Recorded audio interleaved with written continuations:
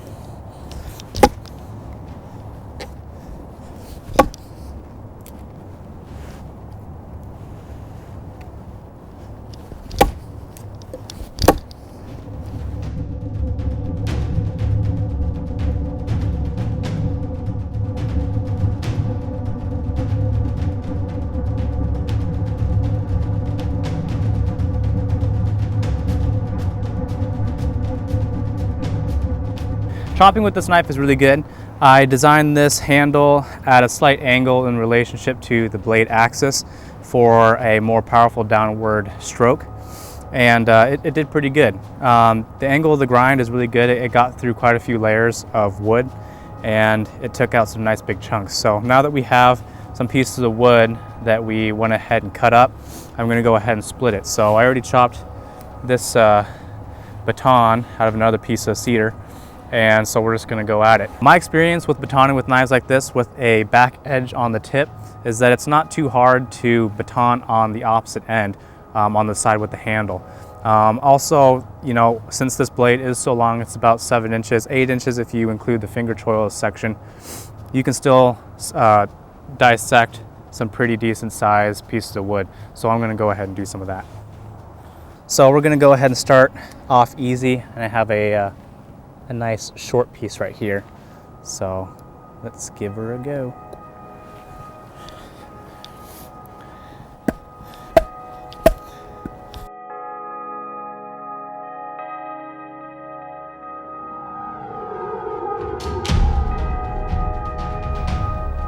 Oh, really?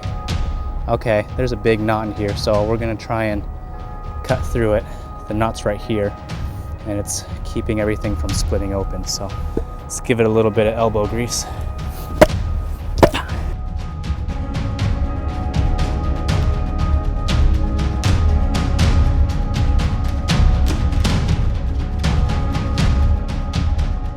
All right, so I cleaned up the blade a little bit. So there was a knot right here that we had to cut through, and which kind of had to force me to take a couple whacks on the other end. But let's go ahead and split this down a little bit further to get to the nice dry wood on the inside so we can do a feather stick. And since this is quite a bit thinner than the other one, I can actually use this bare part of the blade right here. That's why I didn't go all the way with saw teeth or a backup blade on this.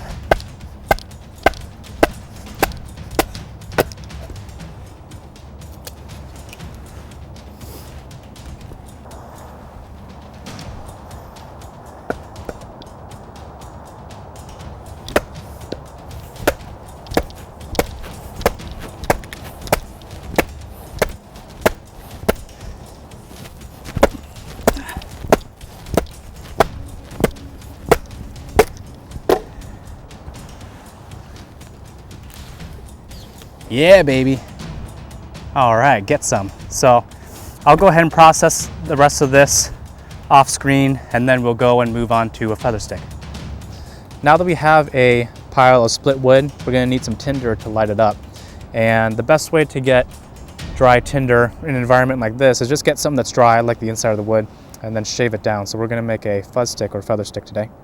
With the design that I had for this knife, you can choke up on the blade with the finger choil. So it is essentially, instead of having a bunch of leverage work on your wrist, you can bring it up right close to your hand so that you have a lot of control. And with the shape of the handle, you still get a lot of precise movement to kind of control the angle of the plane. So let's give this a go. No, you're not a sturdy base, so get out of here.